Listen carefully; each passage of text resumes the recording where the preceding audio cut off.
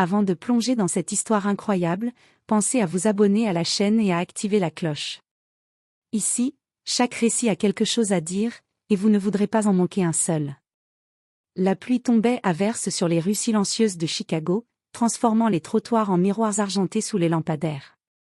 Daniel Carter, père célibataire de 32 ans, essuyait la sueur de son front en conduisant sa vieille camionnette. Depuis qu'il avait perdu sa femme 3 ans plus tôt, sa vie se résumait à jongler entre son boulot de chauffeur-livreur et les devoirs de son fils, Liam, âgé de 6 ans. Chaque journée était une course contre le temps, et chaque soirée, un défi pour faire sourire son fils avant qu'il ne s'endorme. Alors qu'il rentrait d'une longue livraison, Daniel remarqua quelque chose d'étrange dans une ruelle à moitié éclairée. Entre 2 poubelles renversées, un fauteuil roulant abandonné semblait flotter sur le pavé mouillé. Intrigué, il s'arrêta et descendit. Là, recroquevillée dans le fauteuil, trempée jusqu'aux os, se trouvait une jeune femme en robe de mariée. Ses cheveux blonds collés à son visage, ses yeux grands ouverts reflétaient une peur muette. Elle ne parlait pas. Elle ne bougeait presque pas. Daniel sentit un mélange d'inquiétude et de devoir paternel s'emparer de lui. « Je ne peux pas la laisser ici », pensa-t-il. Avec précaution, il la souleva, sentant son corps frêle et glacé contre le sien.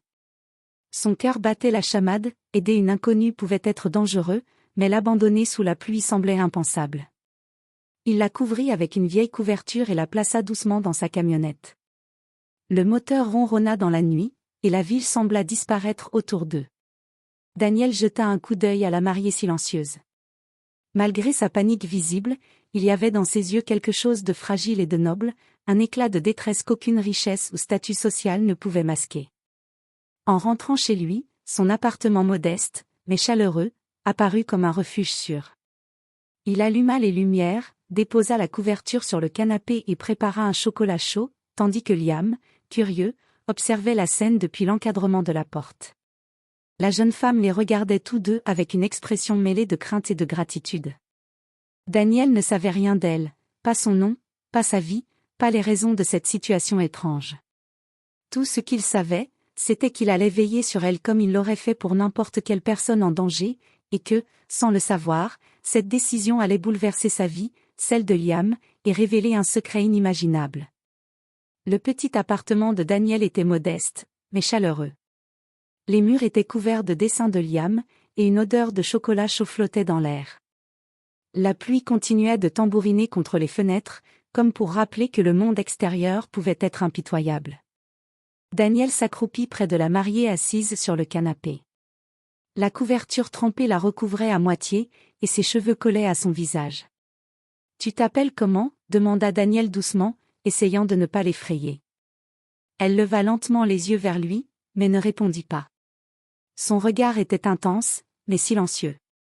Daniel comprit que parler maintenant ne servait à rien. Liam, curieux, s'approcha timidement et tendit son doudou vers elle. « Tiens, ça te fera du bien, peut-être. » La mariée esquissa un sourire timide en prenant le petit ours en peluche. Pour la première fois, un peu de chaleur humaine franchit sa barrière de peur. Daniel prit une grande inspiration. « D'accord, tu restes ici pour ce soir. Je vais préparer quelque chose à manger, et après, tu pourras te reposer. » Alors qu'il s'activait dans la petite cuisine, Daniel jeta un coup d'œil à Liam. « Tu peux aller jouer dans ta chambre, mais reste près de moi si elle a besoin de quelque chose. » Liam acquiesça et partit en courant, son petit pas résonnant sur le parquet. Daniel revint vers la mariée avec 2 tasses de chocolat chaud. Il posa l'une devant elle et s'assit en face, gardant une distance respectueuse. « Je ne sais pas ce qui t'est arrivé, mais je te promets que tu es en sécurité ici. » Cette fois, elle parla doucement, presque un murmure. « Merci. » Daniel sentit une boule d'émotion monter dans sa gorge. « C'est rien. Tu n'as rien à craindre ici. » Ils restèrent un moment en silence, sirotant leur chocolat chaud, la pluie battant toujours contre les vitres. Daniel observa la mariée. Malgré sa robe luxueuse et son apparente fragilité, il sentait qu'il y avait quelque chose de fort en elle, quelque chose qui ne demandait qu'à être découvert. Plus tard, Liam revint avec une couverture supplémentaire. « Elle a froid, dit-il. » Daniel sourit, touchée par la gentillesse innocente de son fils. Oui, merci, mon grand. Tu es un vrai petit ange. La mariée sourit timidement à Liam, et un lien silencieux se tissa entre eux. Daniel comprit alors que cette nuit ne serait que le début d'une histoire inattendue, où chaque geste, chaque parole, chaque attention compterait pour reconstruire la confiance et l'espoir dans le cœur de cette mystérieuse inconnue. Les jours passèrent, et la mariée mystérieuse, que Daniel continuait d'appeler simplement Emma, par commodité, commença à retrouver un semblant de calme. Elle ne parlait pas beaucoup de son passé, et Daniel respectait son silence.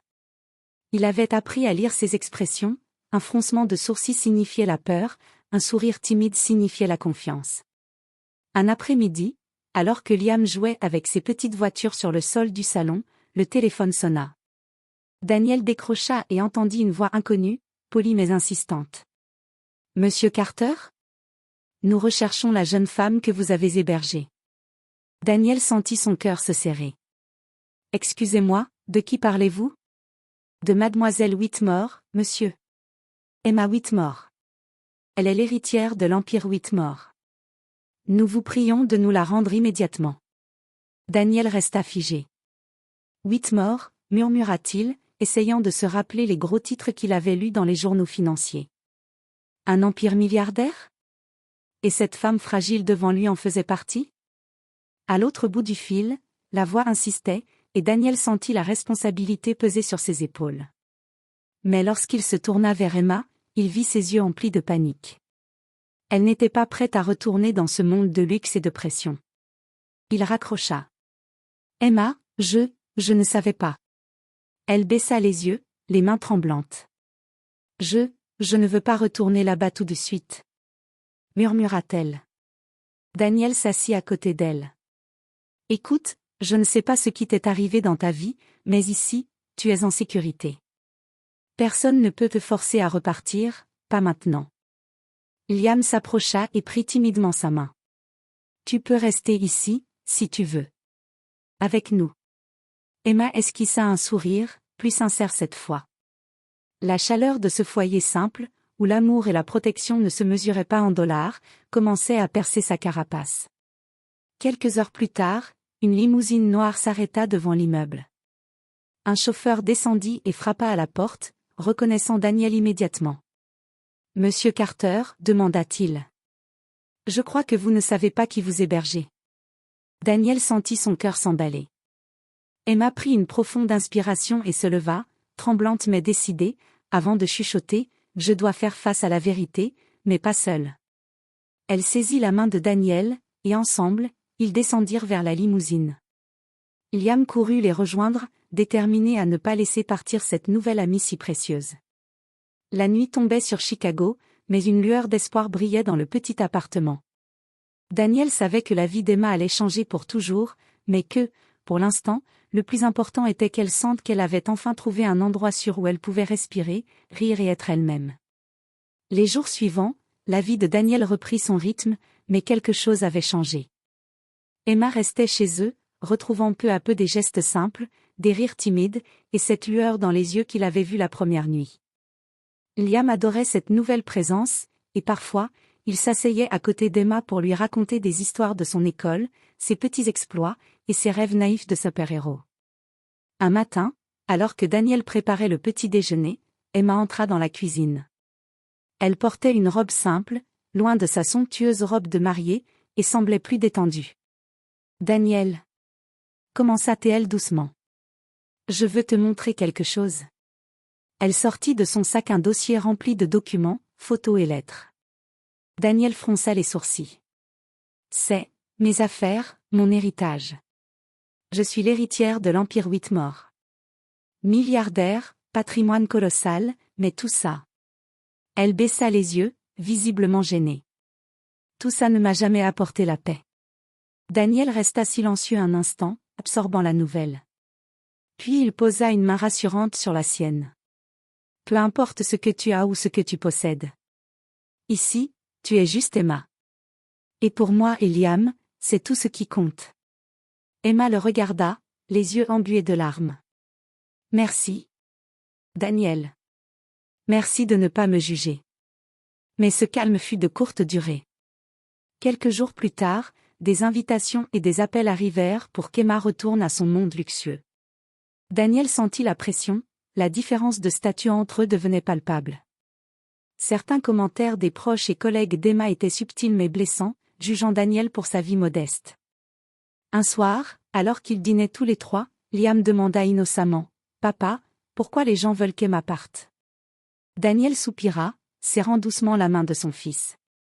Certains adultes ne comprennent pas que la vraie valeur d'une personne n'est pas dans ce qu'elle possède, mais dans son cœur. Emma, touchée par ces paroles, s'approcha et posa sa main sur celle de Daniel. « Ton cœur, il est plus grand que tout ce que j'ai jamais connu. Et je veux que Liam et toi restiez dans ma vie, quoi qu'il arrive. » Daniel sentit une chaleur envahir sa poitrine. Pour la première fois depuis longtemps, il comprit que la richesse matérielle ne pouvait pas rivaliser avec le lien sincère et profond qu'ils étaient en train de créer. Alors que la nuit tombait, la pluie cessait doucement à l'extérieur. Dans ce petit appartement, trois âmes, si différentes et pourtant si semblables, avaient trouvé refuge, confiance et réconfort. Mais Daniel savait que le vrai défi n'était pas encore arrivé, protéger ce lien fragile face à un monde qui jugeait sans comprendre. Quelques semaines plus tard, Emma invita Daniel et Liam à une réception caritative organisée par l'Empire Whitmore. C'était un monde totalement différent de celui qu'ils connaissaient.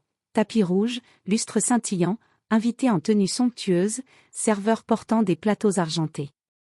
Daniel, vêtu de sa chemise simple et de son jean usé, se sentait presque invisible au milieu de cette opulence. Emma, rayonnante, s'approcha de lui et murmura. « Ne t'inquiète pas, Daniel. Juste sois toi-même. C'est tout ce qui compte. » Mais dès leur arrivée, les regards se posèrent sur lui. Chuchotement, sourire en coin, jugement à peine voilé. Un certain malaise s'installa. Daniel serra la main de Liam et inspira profondément.